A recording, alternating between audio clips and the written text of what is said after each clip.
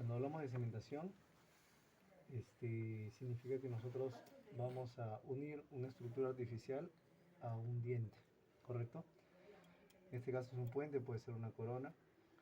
Entonces, hay dos grandes grupos de formas de cementar, o sea, dos grandes grupos marcados. Uno que es no adhesiva y el otro que es adhesiva o bonding, ¿correcto? Y el no adhesiva le llaman luting o aglutinante también, ¿ya? Acá utilizamos, por ejemplo, el más utilizado es el cemento de ionombre de vidrio, y acá utilizamos todo lo que son cementos resinosos, ¿correcto? ¿Qué más deben saber? Deben saber que dentro de las estructuras que nosotros vamos a trabajar existen muchísimos. Miren, puede ser por ejemplo el metal, puede ser por ejemplo, que tenemos acá? Circonio, puede tener el disilicato de litio, podemos tener fibra, ¿han cementado también? Fibra. Sí. Podemos tener resina nanohíbrida, podemos tener polimetilmetacrilato, etcétera, etcétera, ¿no? Hasta incluso titanio a veces tenemos que unir.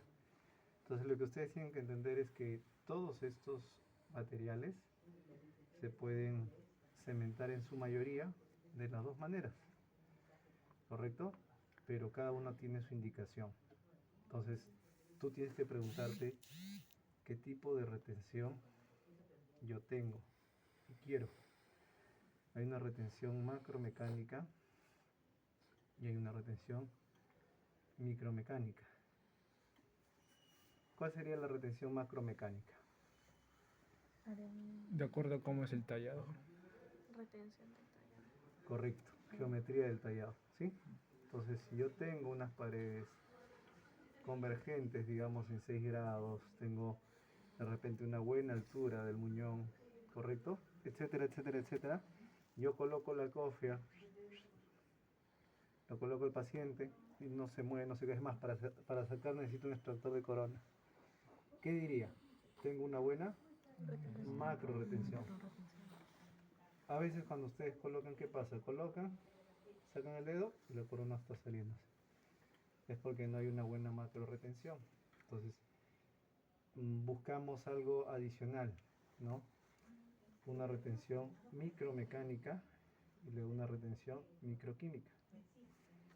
¿Qué es la retención micromecánica? No sé si ustedes han visto que en el metal cerámica, cuando ya los van a cementar, sufre un proceso que se llama arenado. ¿Qué es el arenado? No es otra cosa más que una pistolita que empieza a botar partículas de óxido de aluminio, que hace que esta superficie se vuelva así como que raspado, ¿no? Como si empezáramos a hacer una metralleta en la pared y se van a formar como que porosidades.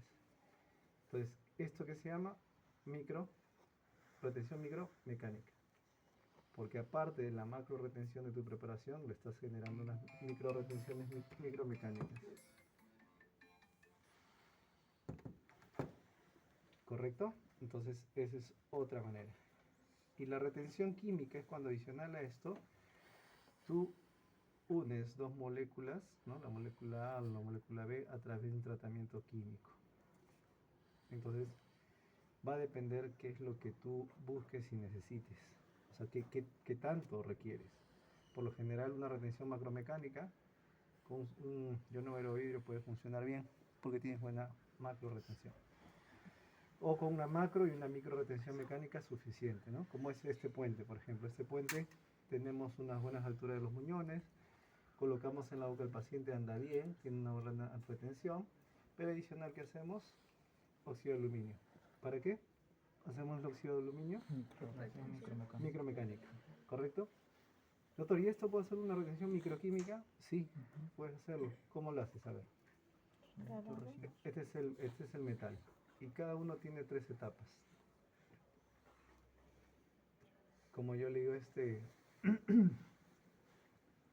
a los alumnos, ¿no? En la residencia le digo, la primera etapa es como si fuera una especie de un grabado de la superficie. La segunda es un lavado y la tercera es un acondicionamiento. Como cuando las mujeres se lavan la cabeza, ¿no? Primero que es champú, el enjuague o lavado y al final su acondicionado. Es lo mismo. ¿Cómo que para los que se vayan?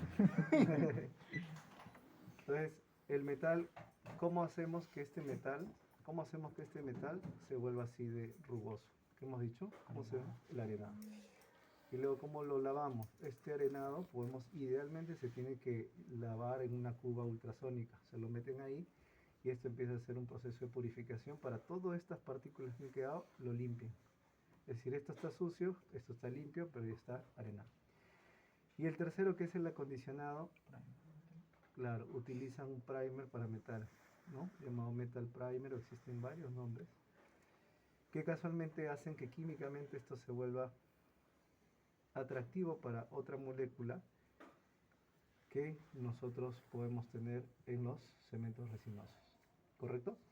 Entonces, si vas a cementar con ionómero de vidrio, ¿hasta qué nivel llegas? ¿Será necesario colocar el metal primer? No, porque el ionómero de vidrio no tiene elementos químicos que se unen con este químico que estás colocando.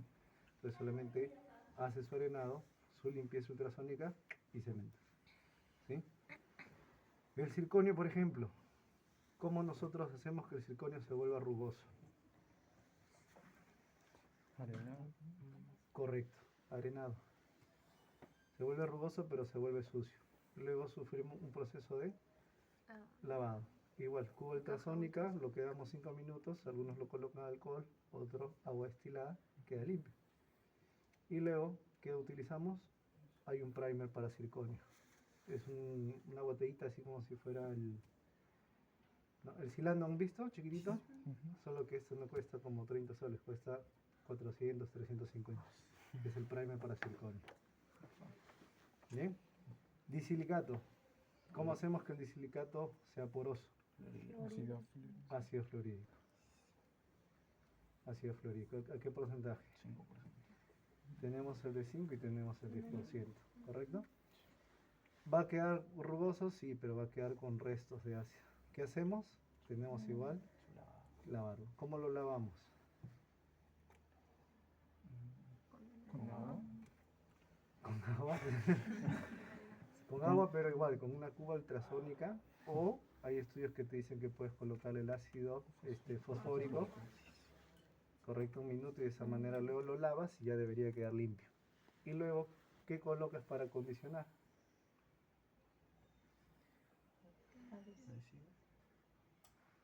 El silano. ¿Han visto la botellita de silano? Sí, sí. Entonces, ¿qué hace el silano? Tiene dos brazos. Un brazo se une a la parte de la cerámica y el otro brazo se une a la parte orgánica de la resina. ¿Correcto? El fibra de vidrio. El fibra de vidrio es peculiar porque es unas partículas que tiene fibras envueltas en una matriz como si fuera la resina. Bien. Entonces, la pregunta es, si solamente tengo la fibra así y la voy a cementar, ¿qué hago? Como lo has manipulado puede estar sucio, solamente lo lavas en alcohol y lo cementas. Pero no sé si han visto ustedes que hacemos a veces técnicas en las cuales esta fibra le agregamos resina para hacer un monobloque. Entonces, si tú quieres agregarle algo, como para hacer un monobloque y quieres que se adhiera bien, tienes que hacer que esta fibra se vuelva rugosa. ¿Cómo haríamos que se vuelva rugosa la fibra? Con agravado, con ácido fluorídrico, fosfórico, idealmente arenado. Entonces, arenándolo, tú haces como que microsuperficies y haces que parte de esta fibra se vuele a la superficie. Entonces, adicional a este arenado, luego hacemos su lavado, igual con ultrasónica o ácido fosfórico, y luego lo que podamos nosotros, como estos son partículas de sílice, podemos echarle silano. De esa manera tenemos mayor fortaleza para lo que ustedes puedan colocar. Doctor, y si le coloco solamente adhesivo y resina también, pero si tú quieres mayor unión, tendríamos que hacer eso, o sea, penetrar no solo a la parte de resina, sino a las partículas de fibra. ¿Está bien? Listo, yo creo que hasta ahí es suficiente. ¿Preguntas, dudas? ¿Hasta ahí? Doctor, después de poner el silano se puede poner el adhesivo. No sería lo ideal. O sea, lo ideal sería que tú coloques el silano en tu parte cerámica. Ujú. Acá está tu diente. Al diente, ¿cómo lo tratamos? Igual, ¿cuál vendría a ser el grabado? El ácido fosfórico. Lo lavamos y luego, ¿cuál sería el acondicionador? El adhesivo.